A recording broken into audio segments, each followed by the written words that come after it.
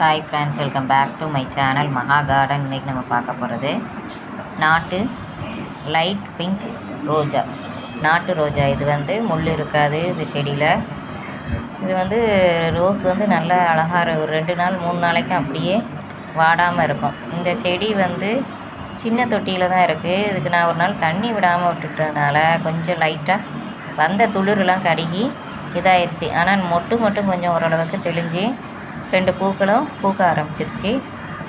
இதில் கீழே தண்டுலேருந்து புதிய துளிர்கள் நிறைய வருது. இது கிரேந்திம்பாங்க, சிலவங்க செண்டுப்பூன்னு சொல்லுவாங்க. இந்த கிரேந்தி 3 கன்று கொண்டு வந்தாங்க அம்மா ஊர்லேருந்து, நாகர்கோவிலேருந்து கொண்டு வந்தாங்க. மண்ணில் கொஞ்சம் ஈர மண்ணில் வச்சு கொண்டு வந்தாங்க. இதில் ஓரளவுக்கு 3மே கொஞ்சம் பழச்சிட்ட மாதிரி தான் இருக்குது. நேரத்தையே நட்டு வச்சுட்டேன். ஓரளவுக்கு ஃப்ரெஷ்ஷாக தான் நிற்கி. ஏற்கனவே நான் முதல்ல இது வச்சுருந்தேன், அப்புறம் போயிட்டு இப்போ திருப்பியும் கொண்டு வந்திருக்காங்க, அதனால் வச்சுருக்கேன். இது ஆரஞ்சு கலர் கிரேந்தி பூ. கொஞ்சம் நிறைய கொத்து கொத்தாக பூக்கும், ரொம்ப அழகாக இருக்கும் பார்க்க. இதில் வாடின பூவை எடுத்து அந்த நம்ம விதையாக போட்டோம்னா நல்லா துளுத்து வரும், புதிய செடிகள் வரும். இது அவங்க கொண்டு வந்த சிவப்பு ரோஜா குச்சி, ரோஸ் குச்சி. இது பக்கத்து வீட்டிலேருந்து வாங்கிட்டு வந்தாங்க. நிறைய வெட்டி கொடுத்து விட்ருந்தாங்க. அது கொஞ்சம் மண்ணுக்குள்ளே வச்சு கொண்டு வந்தனால ஓரளவு கொஞ்சம் ஃப்ரெஷ்ஷாக நிற்கிது. பார்ப்போம் எவ்வளோ சக்ஸஸ் ஆகுதுன்னு தெரில, பழச்சி வருதா என்னென்னு பார்ப்போம். ஒரு ஆசையில் எல்லாத்தையும் மண்ணில் புதைச்சி வச்சாச்சு. பாருங்கள், இதெல்லாம் சிவப்பு ரோஜான்னு தான் சொன்னாங்க. ஆனால் தழுத்து பூத்தா தான் தெரியும், என்னன்னு தெரியல என்ன கலர்னு. ஆனால் சிவப்பு மாதிரி தான் இருக்குது. இது 4 குச்சி நட்டு வச்சுருக்கேன். அது பக்கத்துலேயே கண்டங்கத்திரி நிற்கிது. இதுவும் அவங்க கொண்டு வந்த குச்சி தான், லைட் பிங்க். இந்த கலர் ரொம்ப பிடிச்சிருந்தது. இது பட்டன் ரோஸ் மாதிரி இருக்குது, ஆனால் லைட்டாக ஒரு வாசனையும் இருக்குது இந்த பூவில்.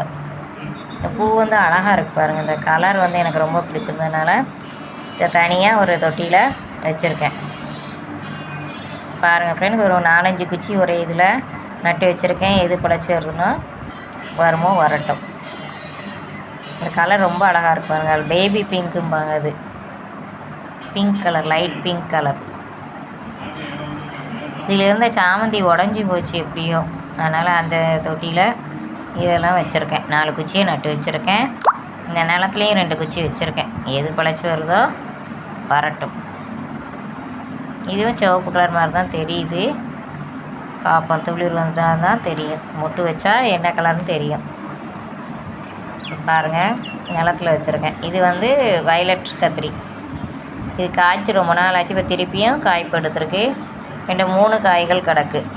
திருப்பியும் பூக்கள் நிறைய வருது. இதுக்கு மண் கூட கொஞ்சம் போடணும். க்ரோ பேக்கில் ஓரளவுக்கு தான் மண் இருக்குது. ஆனால் ரொம்ப நாள் ஆச்சு இந்த செடி வச்சு. பார்ப்பேன் எப்படி அறுவடை இன்னும் எவ்வளோ நாளைக்கு கொடுக்க போகுதுன்னு தெரில. அப்படியே எடுத்துகிட்டு வேறு செடி வைக்கணும். கத்திரிக்காய் விதை போடணும். பாருங்கள் ஃப்ரெண்ட்ஸ், எவ்வளோ ஹைட்டுக்கு இருக்குது, எவ்வளோ கிளைகள் இருக்குது பாருங்கள்.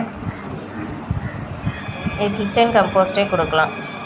கிச்சன் வேஸ்ட்டு, பழுத்த இலைகள் எல்லாமே நம்ம உரமாக கொடுக்கலாம். வேஸ்ட் பண்ணாமல் உரமாக கொடுக்கலாம். வெளியில் உரம் வாங்க வேண்டாம். வீட்டில் இருக்கிற வேஸ்ட்டையே நம்ம கொடுத்துடலாம்.